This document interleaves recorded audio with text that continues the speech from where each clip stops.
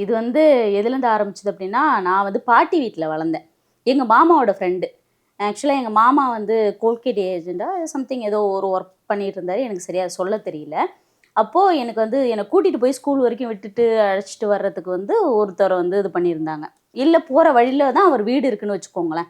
நான் போகும்போது, "இல்ல பாப்பா வந்துட்டாளான்னு கொஞ்சம் பார்த்துக்கோப்பா" அப்படின்னு சொல்லியிருந்திருப்பாங்க. அவர் என்ன சொல்லுவாரு அப்படின்னா, இந்த பச்சை கல்லு மூக்குத்தி வாங்கி தரேன்னு சொல்லி ஒரு பாட்டு பாடிட்டு 3, 4த் படிக்கும்போது தூக்கி கண்ணாபின்னான்னு தூக்குறது. இறக்கி விடும்போது கண்ணாபின்னான்னு கை வைக்கிறது. இது ஒரு தடவ பார்த்தேன், 2 தடவ பார்த்தேன். என் பாட்டிகிட்ட போய் நான் சொல்றேன். எங்க பாட்டி வந்து அவர்ட்ட சொல்றாரு, "செந்திலு ஏன்னா அவர் கண்டிப்பா பார்க்கணும்.